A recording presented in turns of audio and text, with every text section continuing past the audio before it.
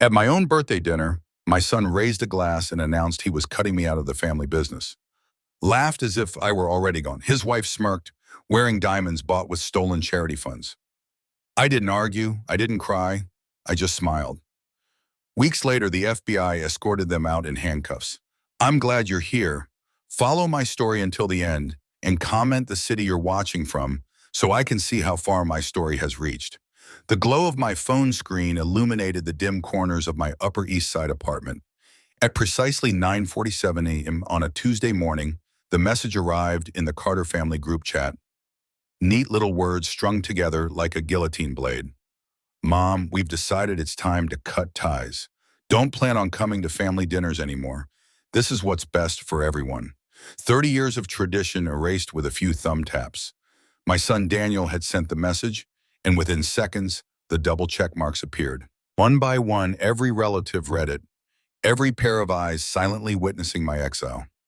My charming daughter-in-law Olivia responded with a laughing, crying emoji, as if betrayal belonged in the comedy section.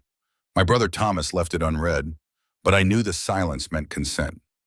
My sister-in-law Linda posted nothing at all, just the ambient chirp of cricket emojis. Not a single defense. Not one hand reaching out across the widening gulf. I stared at those words until the light of the phone blurred. The room seemed to shrink around me, pressing against my ribs like a vice. Then, as instinctual as breathing, I tapped the screenshot button. Evidence, darling. Always collect evidence. Scrolling backward through the thread, I found confirmation of what I already knew. Birthdays where I had never been invited. Vacations in the Hamptons funded by the very company I built, but carefully arranged to exclude me. Graduations. I only learned about through social media. Photographs of smiling faces arranged in a parallel universe where Evelyn Carter didn't exist. My absence had been curated like an art exhibit, perfected with the precision of cruelty. The latest photo Olivia shared was a glossy snapshot from their Hamptons escape. Daniel raising a glass of champagne, Olivia draped in designer swimwear, my grandson Ethan blurred in the background, a reluctant accessory to their lifestyle. All of it paid for with money Daniel siphoned from Carter Enterprises, the empire I created with my own hands, the foundation of every single one of their indulgences. The irony was thick enough to serve on silver platters at their dinner parties. I set my phone down and crossed the marble floor toward the window. 67 stories below, New York pulsed with its restless rhythm. Men and women chased power, built empires, tore down rivals. Today, I would join them. Today, the Evelyn they thought disposable would step onto the battlefield they'd forgotten I once ruled. My landline sat on the counter like an artifact from another age, patient and waiting. I lifted the receiver with steady hands and dialed a number I had memorized 3 years ago but never once dared to call. Each tone rang like the strike of a match. 2 rings, then a voice answered. Veronica Hayes? This is Evelyn Carter, I said, my voice calm, clear, sharp as glass. I think it's time we had that conversation. Silence, then a laugh. Rich, knowing, predatory. I was wondering when you'd call. Well, wonder no more. How quickly can you meet? I can be there in an hour. I replaced the receiver, catching my reflection in the polished chrome of the coffee maker. The woman staring back wasn't the one who'd just been dismissed from her family with digital cruelty. This woman carried squared shoulders, a lifted chin, and a spark of something dangerous gleaming in her eyes. Daniel wanted to cut ties. Perfect. I would hand him scissors so sharp he wouldn't realize the cut until he was already bleeding. The phone buzzed again, vibrating across the marble. Daniel's office line. I let it ring. When it stopped, it rang again and again and again. I pressed decline each time, savoring the rhythm like a drumbeat of desperation. Yesterday I had been dead weight. Today I was suddenly worth 17 frantic phone calls. I opened the family group chat one last time and typed, "Message received loud and clear. Enjoy your last family dinner." Then I left the group. Some bridges you burn, others you lace with dynamite and watch collapse into the river below. I had always preferred the latter. Within minutes, chaos erupted. Daniel called 17 more times before switching to frantic texts, each more desperate than the last. Mom, what did you mean by last dinner? Answer your phone now. This isn't funny. Olivia's having a panic attack. Are you happy? I poured champagne into a crystal flute, the golden liquid fizzing like victory, and took a slow sip while his words filled the screen. Olivia, the woman who had spent 2 years carefully editing me out of family photographs, now gasping for air at the mere hint of retaliation. Delicious. I took another screenshot. Evidence for the growing collection. The doorman buzzed upstairs. Mrs. Carter, your guest has arrived. Send her up, Marcus. And Marcus, no interruptions for the next 2 hours. Whatever happens, I'm not available to anyone. Moments later, Veronica Hayes stepped from my private elevator. She moved with the grace of a predator fresh from conquest, an Armani suit sculpting her frame, Louboutin heels sharp enough to puncture egos, her smile polished to surgical precision. Evelyn, she said, air-kissing both cheeks, you look radiant. Revenge suits you. I haven't even started yet, I replied. I led her into the living room where contracts lay across the glass coffee table like blueprints for war. Beside them, the manila folder waited, thick with bank statements, photographs, transcripts. The kind of evidence that could bury Daniel and Olivia so deep history itself would forget them. Champagne, I asked, lifting the bottle. Of course, Veronica said, settling onto the Italian leather sofa as though it were a throne. What are we celebrating?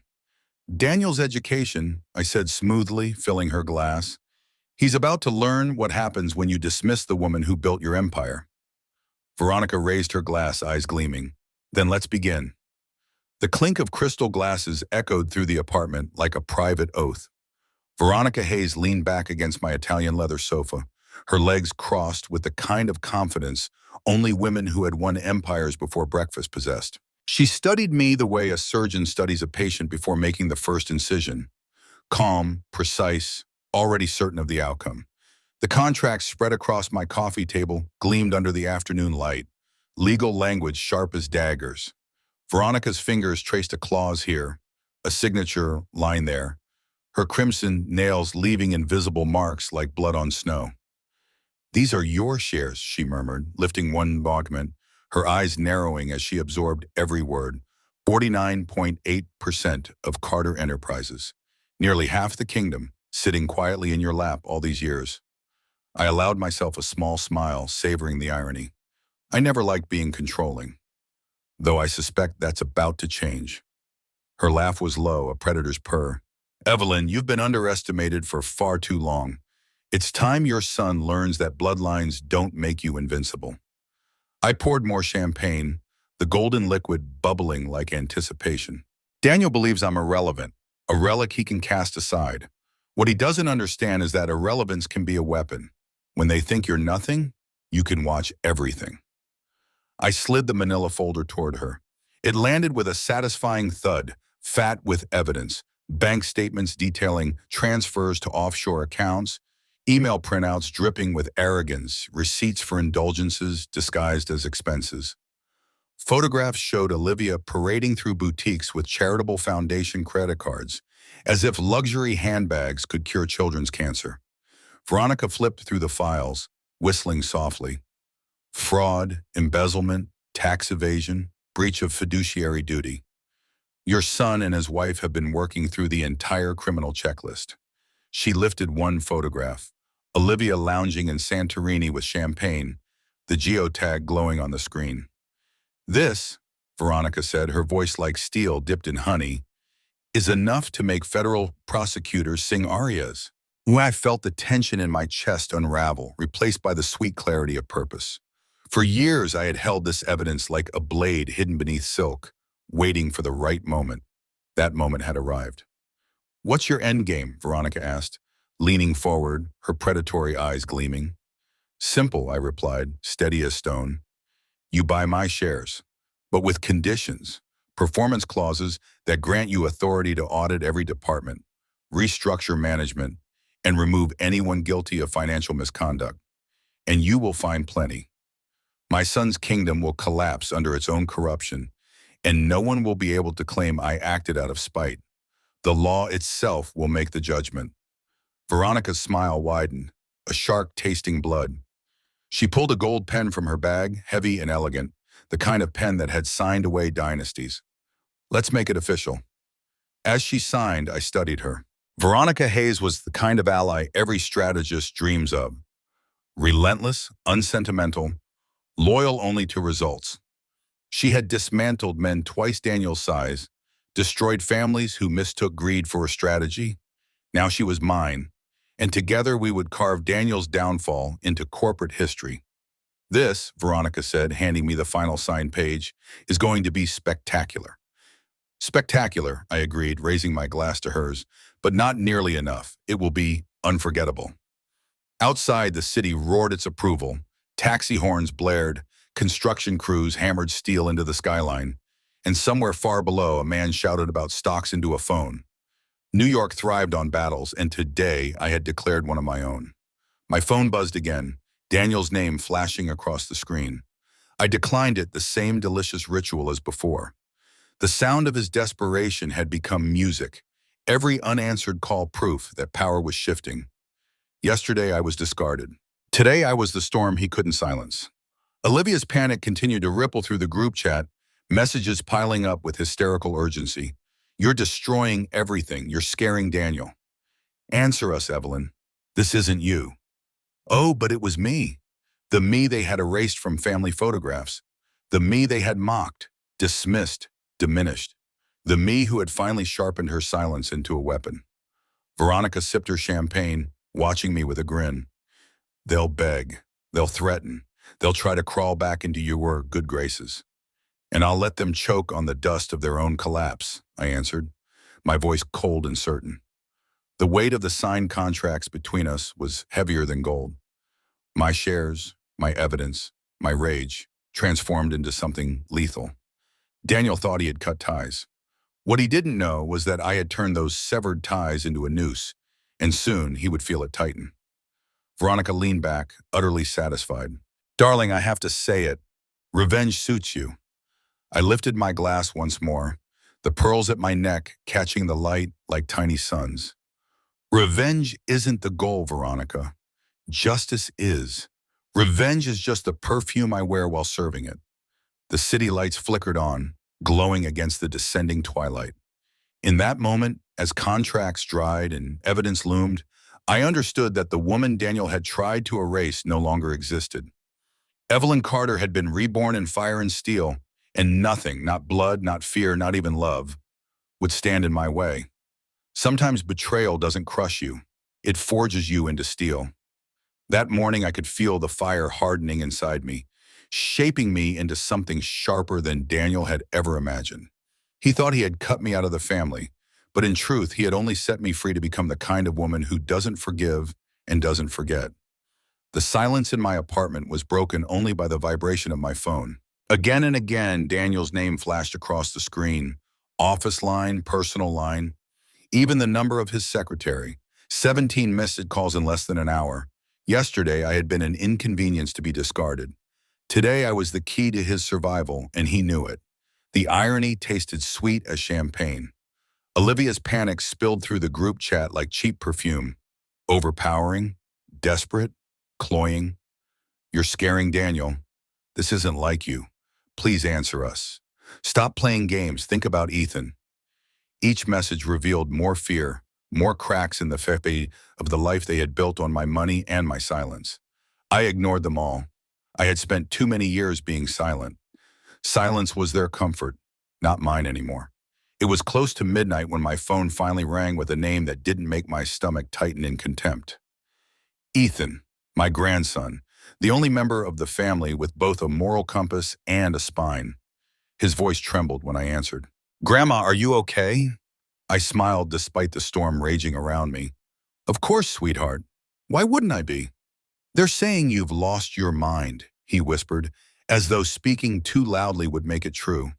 Dad told everyone you're acting out of spite, that you never loved him, that you only care about money and power. I let the silence stretch. My chest ached, but not from pain, from resolve. And what do you think, Ethan? I think they're lying, he said quickly, breathless, certain. You don't do anything out of spite. You do things because they're right, always. I closed my eyes, letting his words settle like balm on raw skin. He believed in me when no one else dared. Do you remember when you broke your arm at 8 years old? It's hard, though. I asked softly. Yeah, outside the Hamptons house. Who drove you to the hospital? You did. Dad was golfing. Mom was at the spa. Who stayed with you for 3 nights in that uncomfortable chair? You, his voice softened, full of memory. You brought me comic books. You smuggled McDonald's past the nurses. Dad only came once, for 20 minutes, just to take a picture for social media. Does that sound like someone who doesn't love her family? Silence, deep and heavy, before his voice broke again. No, that sounds like the only person who ever put me first. The truth crystallized in that moment, sharper than any blade. Daniel hadn't just betrayed me. He had rewritten history to erase every act of love, every sacrifice, every ounce of care I had poured into him and his family. And I would not let him succeed. Listen to me, Ethan, I said, my voice like steel wrapped in velvet. Carter Enterprises isn't just money. It employs 3,000 people. It funds hospitals, schools, scholarships. Your father and Olivia are not just stealing from me. They are stealing from every employee, every student, every patient who depended on this company. They are stealing from your future. How? So I told him about the offshore accounts, about the diverted charitable funds, about the fake vendor contracts, and the bonuses that could shame a Fortune 500 CEO. I explained it in the kind of detail a Columbia business student could grasp immediately, watching as his quiet horror grew into fury. Jesus Christ, he whispered. Language, I teased, because even in war, some rules must hold. He laughed through the anger. Jesus Christ, Grandma, they're criminals. Yes, darling, and now they will face the consequences of their choices. When the call ended, I made myself chamomile tea, though my blood still burned with adrenaline. I set the cup down beside Veronica's preliminary audit results. Her methods were surgical, precise, merciless. Every irregularity I had uncovered looked amateur compared to the skeletons she was dragging from Daniel's gilded closets. They weren't just thieves, they were incompetent thieves, leaving fingerprints on every stolen dollar. Tomorrow the real education would begin. As I crawled into bed, I could still hear Daniel's frantic voicemails filling the void. Please, threats, promises. Mom, we can fix this. Please call me back. You don't know what you're doing.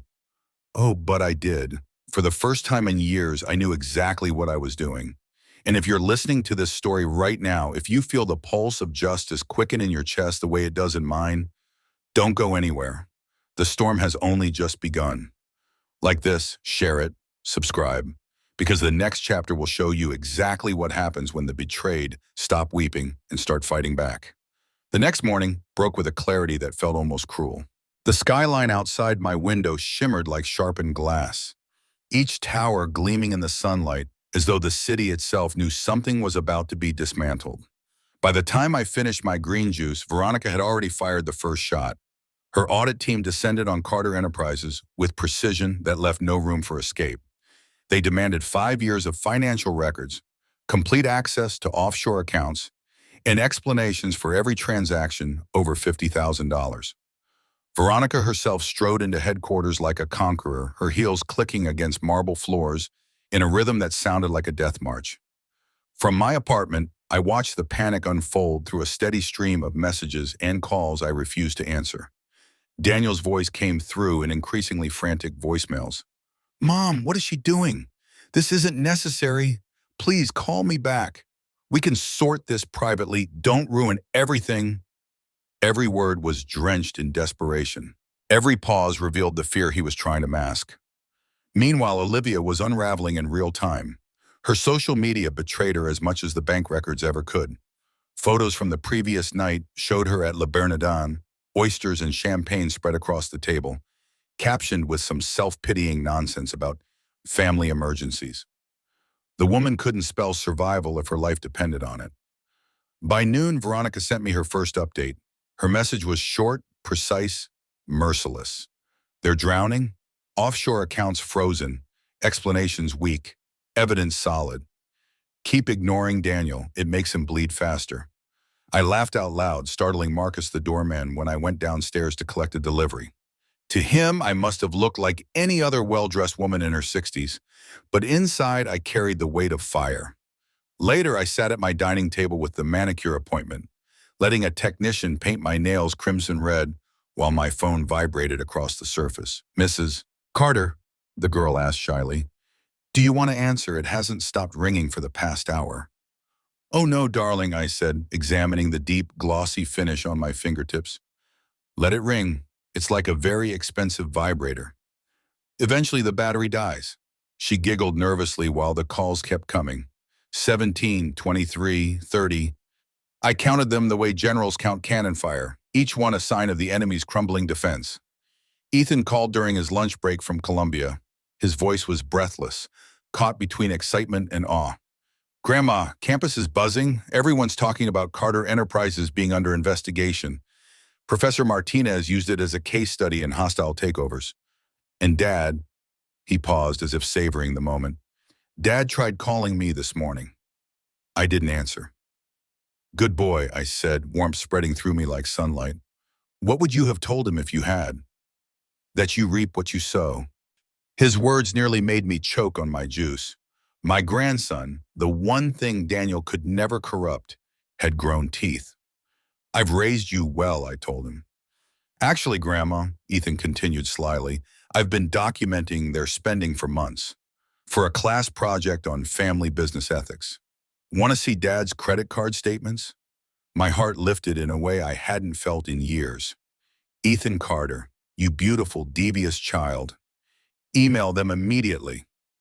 20 minutes later, the evidence glowed on my laptop screen like Christmas lights strung across a battlefield. Luxury vacations billed to company accounts.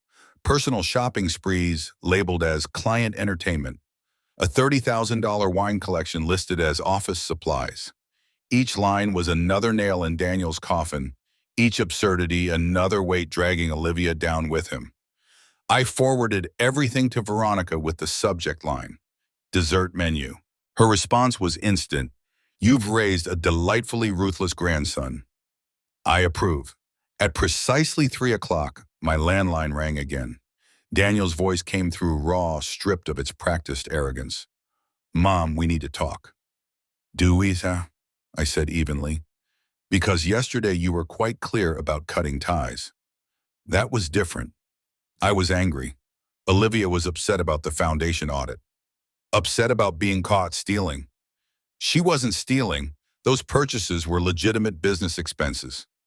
I laughed so hard, I nearly dropped the receiver. "Daniel, darling, in what universe is a Hermes handbag a legitimate foundation expense? Are we delivering aid to fashion-deprived regions?" His silence was exquisite.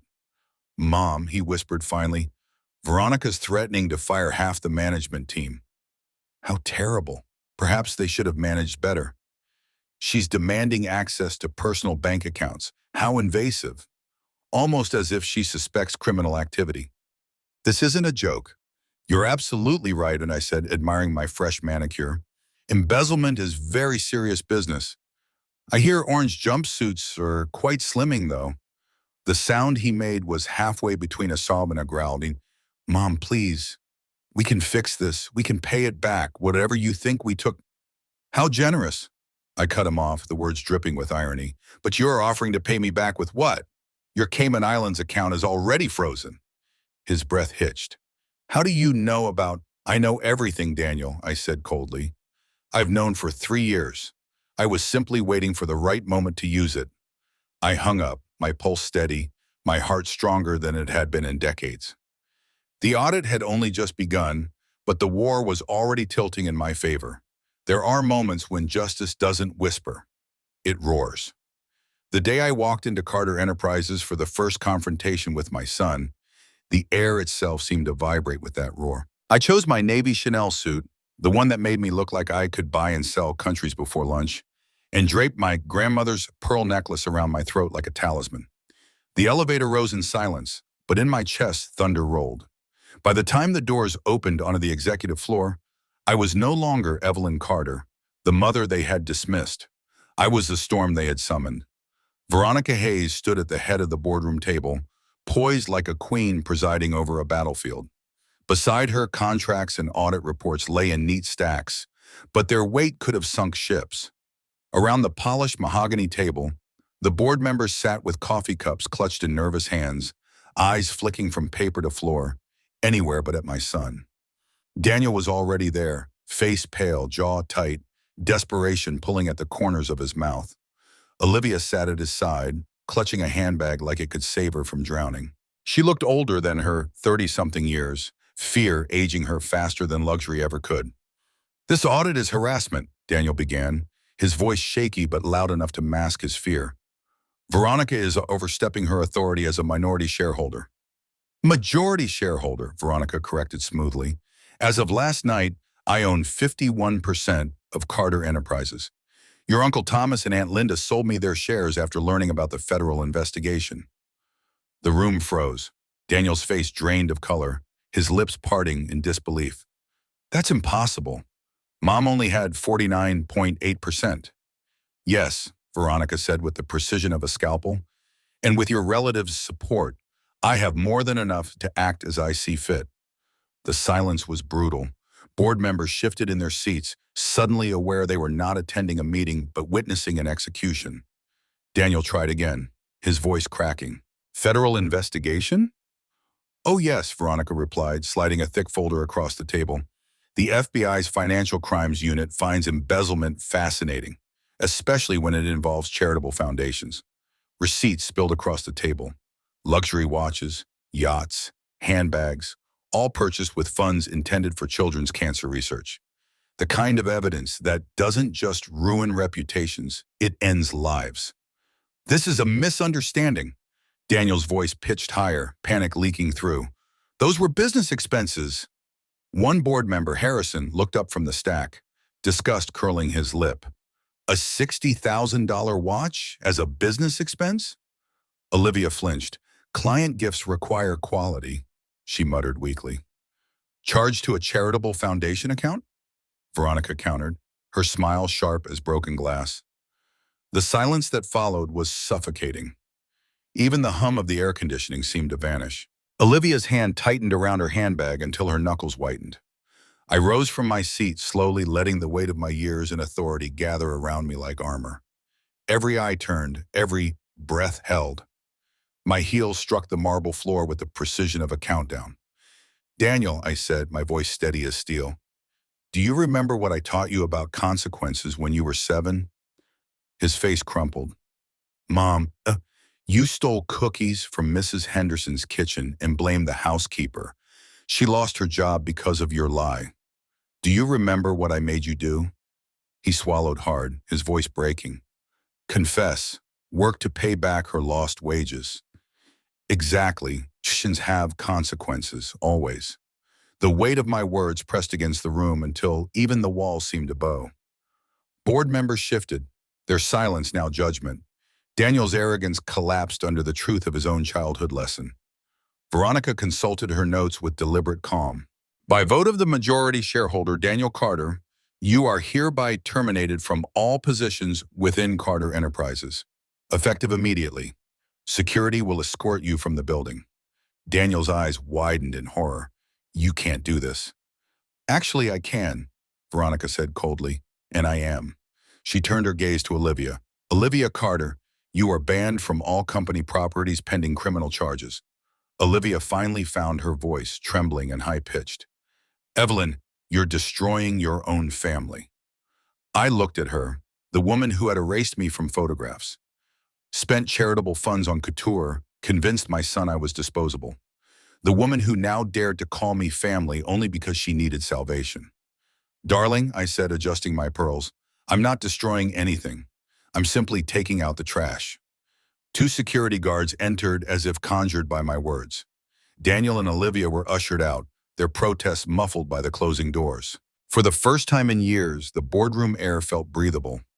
"Now then," Veronica said brightly, as though she hadn't just orchestrated a public execution, "let's discuss leadership replacements. Preferably people who understand the difference between corporate funds and personal shopping budgets."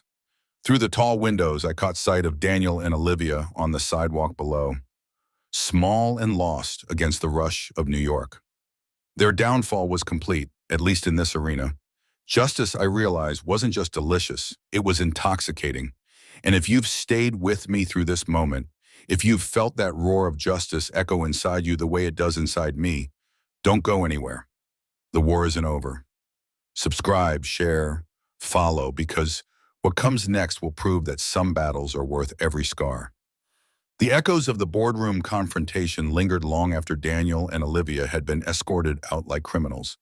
Yet their downfall was only beginning. What followed was not silence, but an outpouring. A chorus of voices I hadn't expected. Allies emerging from shadows where they had been forced to cower under my son's corrupt reign. Ethan called me the next morning, his voice bright with vindication. "Grandma, you won't believe this. Professor Martinez wants to use your case as the semester's capstone project. How corporate governance protects stakeholders. And Dad's old employees are reaching out to me on LinkedIn. They want to thank you." "For what?" I asked, though part of me already knew. "For finally stopping the bleeding," he said fiercely. "They told me Dad laid people off while giving himself raises. Mom's foundation spending cut children's programs so she could buy handbags. They were terrified, powerless, and now they see you ended it." I sat in my silk robe, coffee in hand, sunlight spilling across the hardwood floors. For years, I had carried the weight of being painted the villain. But now, piece by piece, truth was painting me differently. Not as the bitter mother Daniel had described, but as the woman who refused to let corruption rot the empire she built. "Invite them to lunch," I told Ethan. "Somewhere nice. My treat." "Are you building an alliance?" he teased. "I'm building something better," I said quietly. Proof that we were right.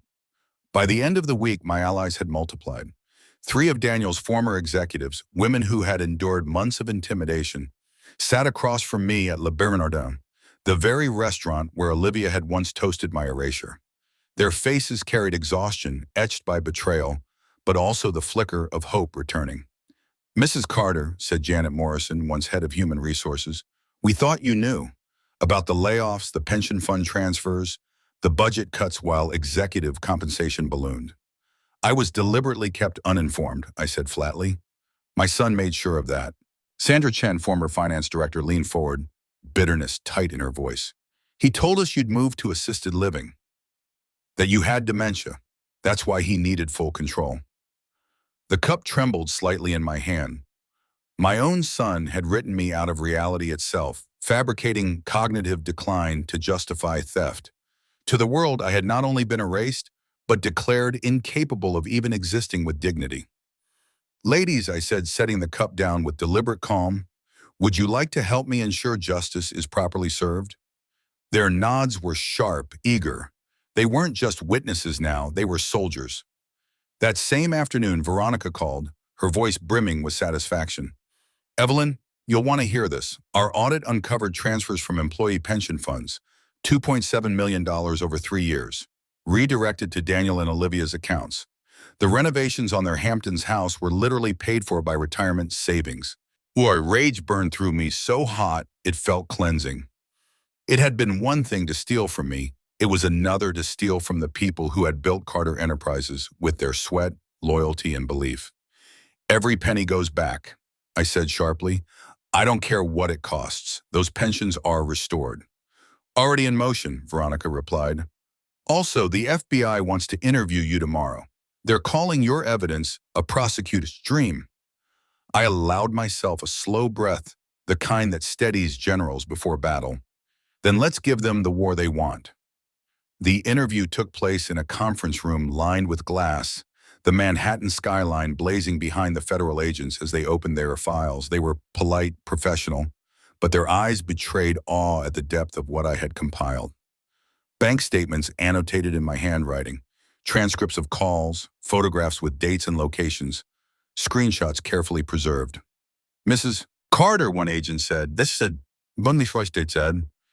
is more thorough than what we see from trained investigators." "I had time," I answered simply, "and motivation."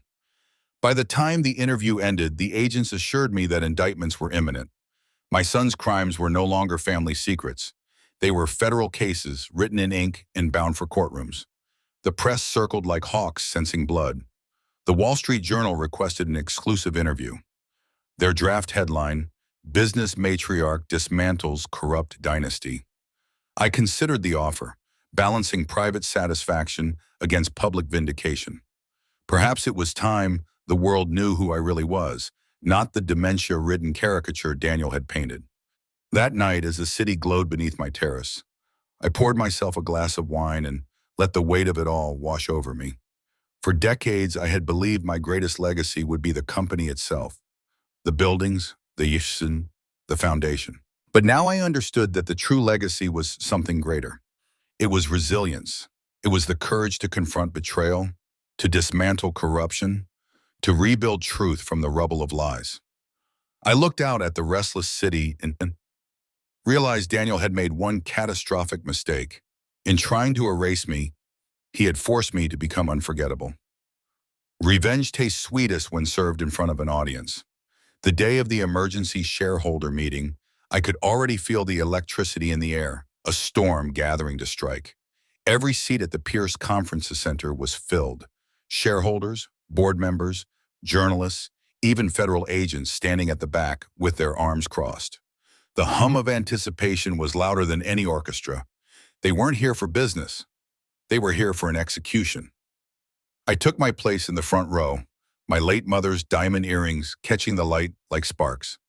Across the aisle, Daniel sat hollow-eyed, his skin ashen, his posture broken. Olivia was absent. Her lawyer had hidden her away after the federal indictment, but her absence was louder than any presence. The podium belonged to Veronica Hayes. She commanded it with the precision of a conductor leading a symphony of ruin.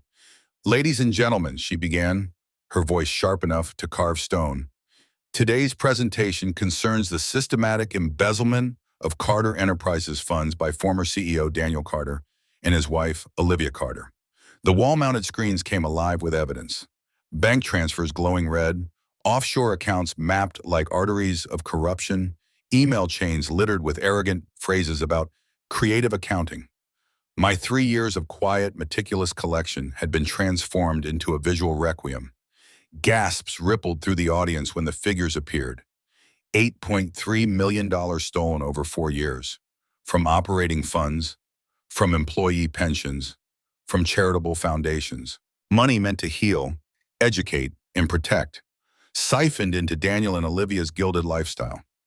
The next slide made the room erupt. Photographs of Daniel and Olivia raising champagne glasses in Santorini, draped in designer gowns, a yacht glittering behind them, paid for with funds from the Children's Cancer Foundation.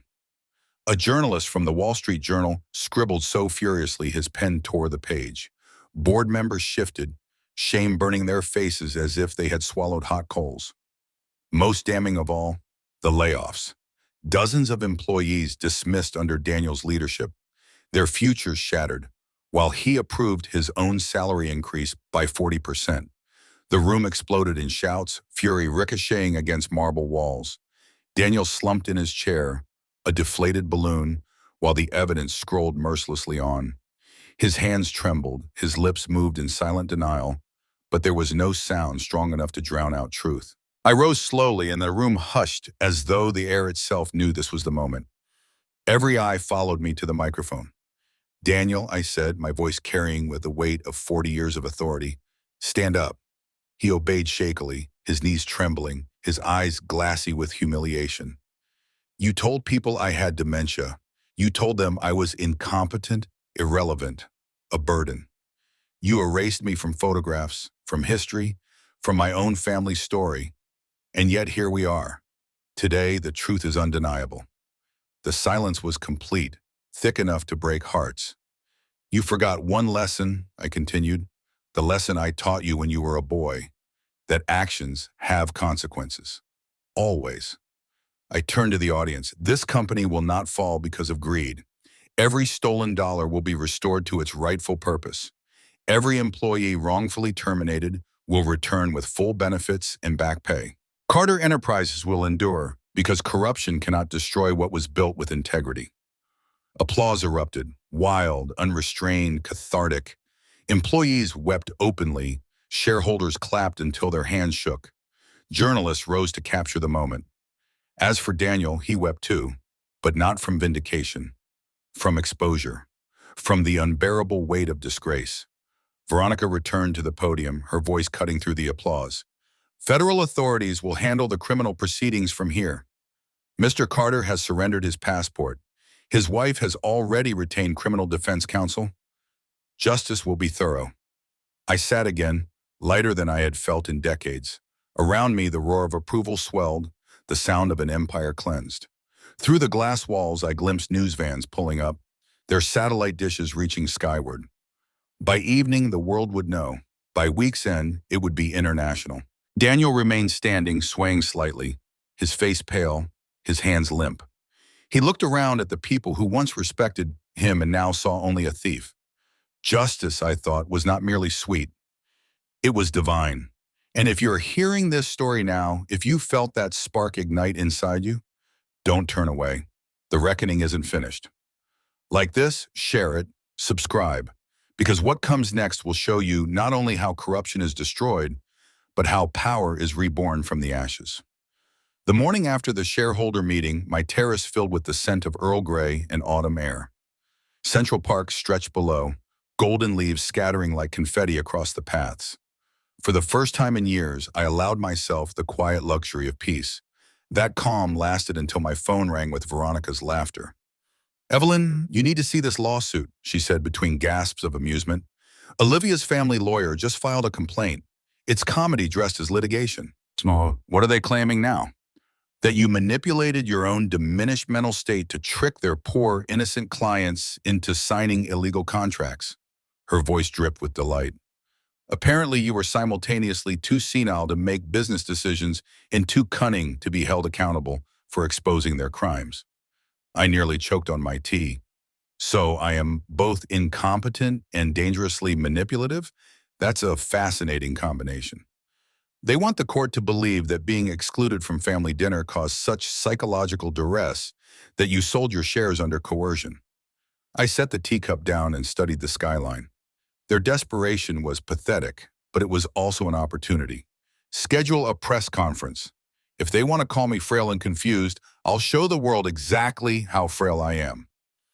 2 hours later, I stood behind a podium at the Waldorf Astoria, wearing my sharpest Armani suit and a smile that could slice marble. Cameras flashed, microphones bristled, and reporters leaned forward like predators catching a scent. "Ladies and gentlemen," I began, my voice clear, steady, merciless. "Recent claims have been made about my mental fitness by individuals currently under federal investigation for embezzlement." I lifted a manila folder thick enough to stop bullets. "These are the financial records I personally compiled over 3 years. Bank statements, wire transfers, correspondence, recorded conversations, all collected during the time I was supposedly incapable of handling business decisions." Laughter rippled through the press corps. "My son Daniel and his wife Olivia stole millions from employee pensions, charitable foundations, and company operations. When confronted with proof, they did not offer restitution. Instead, they hired lawyers to claim I was delusional." I paused, letting the silence grow heavy. If this is diminished capacity, I'd hate to see what they consider sharp thinking. Hands shot up, questions firing like bullets. "Mrs. Carter, how do you respond to accusations that you were manipulated by business rivals?"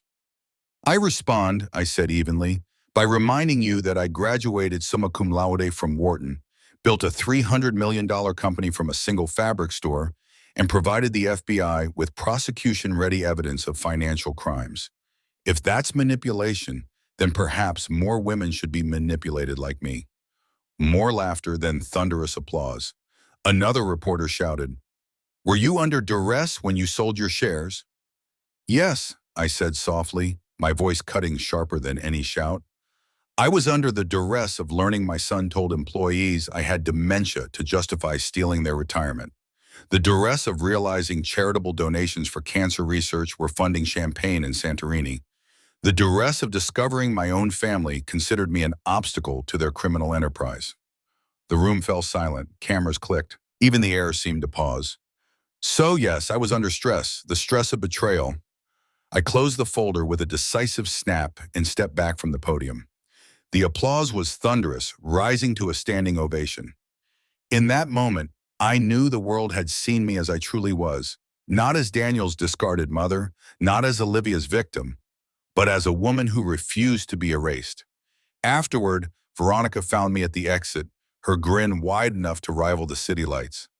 That was beautiful. That was necessary, I corrected. She leaned in. The FBI called while you were speaking. Indictments will be announced within 48 hours. My phone buzzed with a message from Ethan. Grandma, you're trending on Twitter. Hashtag business matriarch is #1 worldwide. For a moment, I simply stood there, absorbing the irony. Daniel had tried to paint me as incompetent, irrelevant, forgotten. Instead, I had become unforgettable. The following week, I returned to the boardroom, not as a relic or an afterthought, but as chairman. My entrance was met with respect, not pity. Veronica introduced me with crisp authority. Ladies and gentlemen, welcome to the new Carter Enterprises. Every corrupt practice Daniel had encouraged was already being dismantled. Pension funds restored, employees rehired, charitable donations redirected to their rightful causes. Under Veronica's guidance, and with my hands steady on the wheel, the company was breathing again. Board members leaned forward as I spoke, their faces alight with something I hadn't seen in years. Trust. This company will never again be hijacked by greed. We will build with integrity, lead with transparency, and prove that doing right is also doing well. The applause that followed was not the polite tapping of hands, but the sound of a revolution beginning. That evening, as I left the building, I caught sight of my reflection in the glass doors. A woman stood there who bore little resemblance to the one Daniel had dismissed months earlier. Her shoulders were straight, her eyes sharp, her spirit unbroken. For the first time in decades, I understood power not as control, but as clarity. The clarity to know who you are when the world tries to erase you. The indictments came faster than even Veronica predicted. Within 48 hours, Daniel and Olivia were formally charged with wire fraud, embezzlement, tax evasion, and conspiracy. Their mugshots flooded the news cycle. Daniel's arrogance replaced by shock. Olivia's vanity replaced by despair. The empire they had tried to steal had become the very evidence that buried them. I watched the coverage from my living room, sipping Bordeaux, Ethan beside me. He was quiet at first, eyes locked on the screen, until he whispered, "They look so small." "They always were," I said softly. "They just built walls of illusion to look tall." The trial was still months away, but the damage to their reputations was instant, irreversible. Olivia's friends abandoned her like rats leaving a sinking ship.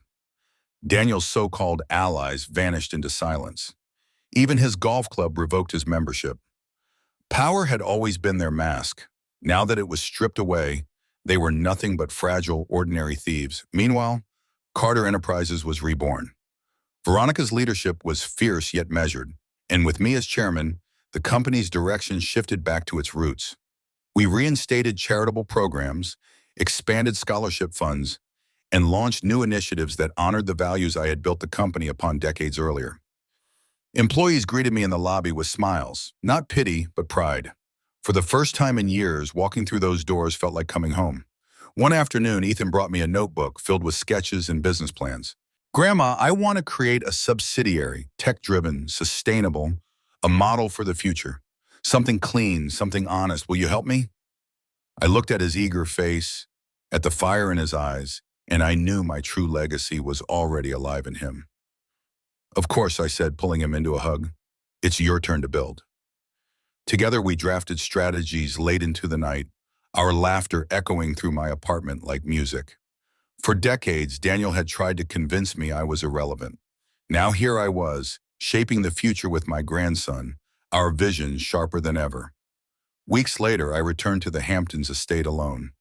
The house stood quiet, stripped of Daniel and Olivia's excess. No more champagne towers, no more couture parading through marble halls. Only the sea breeze moving through open windows, carrying the scent of salt and freedom. I walked through each room slowly, remembering. This was where I had once nursed Daniel through fevers, where Ethan had broken his arm, where holiday dinners had filled the air with warmth. The betrayal had poisoned those memories, but it hadn't erased them. They were mine, and I reclaimed them. Standing at the balcony, I let the wind whip against my hair.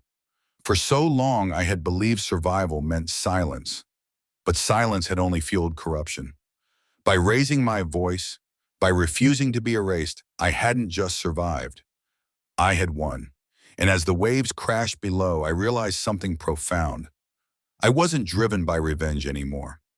I was driven by clarity.